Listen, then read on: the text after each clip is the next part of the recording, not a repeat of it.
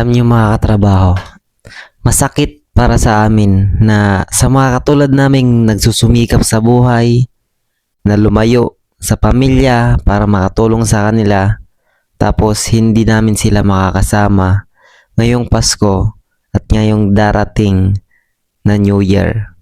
Isa yun sa pinakamasakit para sa amin.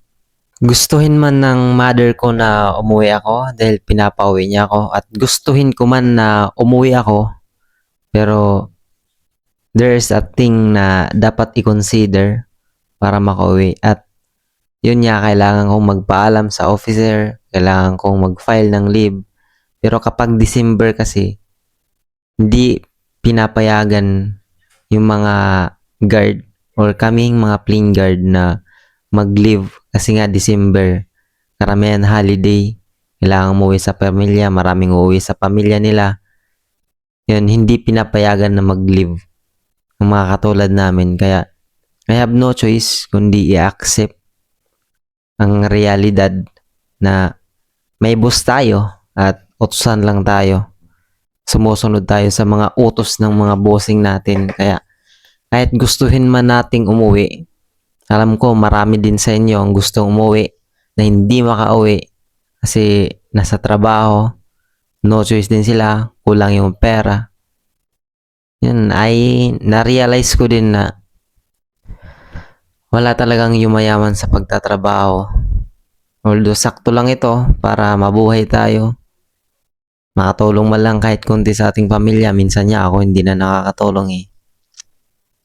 Na-realize ko na napakahirap ang magtrabaho. Hindi siya madali. Hindi siya madali. Sobrang hirap.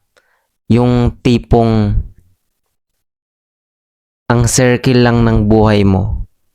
Trabaho, bahay, trabaho, bahay.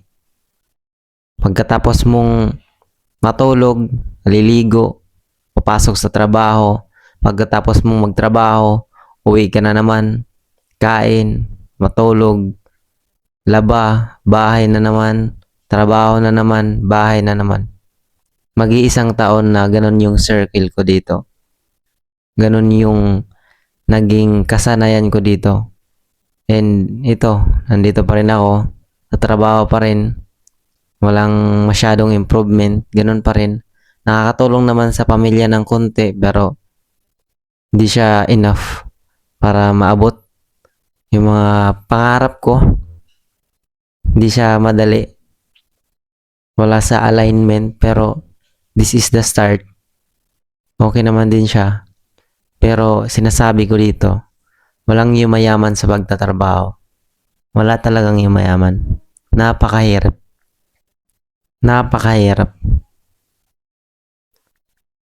Masasabi ko lang din sa mga nag-aaral dyan, sa mga nag-aaral, pagkatapos nyong graduate sa kolehiyo, ay ganon din yung mangyayari sa inyo.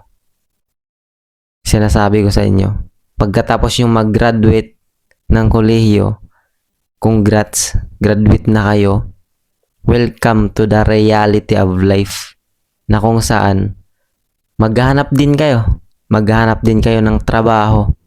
Akala nyo free na kayo, okay na ang lahat pagkatapos nyong graduate sa kolehiyo. Pero hindi. Nag-uumpisa pa lang kayo.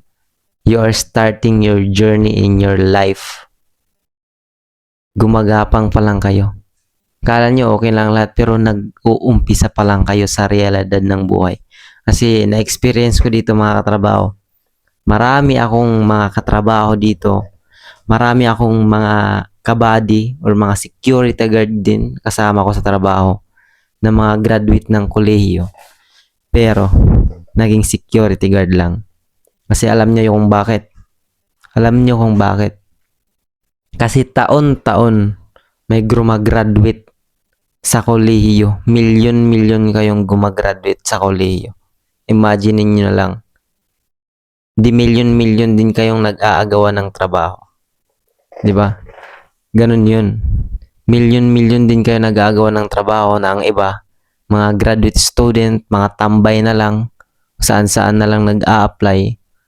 Dahil nag-i-start pa lang talaga kayo sa journey nyo ng buhay. Di ba? May mga kasamahan din ako dito na dito na lang tumanda sa pagiging security guard.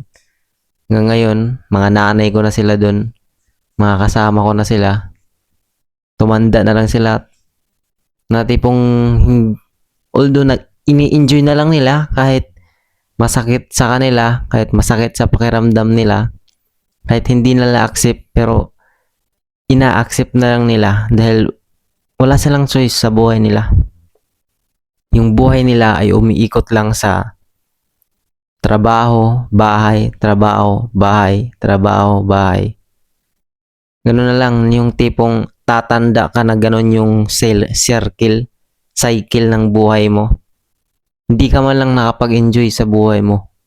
Hindi ka man lang nakapag-explore, hindi ka nakagala, hindi mo na-explore ang mundo. Yun yung na-realize ko. Di ba?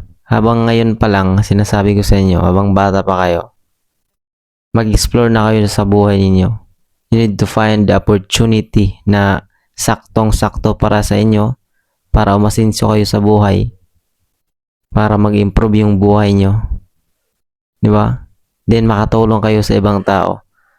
Ako, ang ginagawa ko ngayon is to share with you my experience being an employee. Kung ano man yung mga na-experience ko bilang isang empleyado, bilang isang security guard, ay isi-share ko sa inyo kung gaano kahirap at kung ano yung mga matututunan ko dito.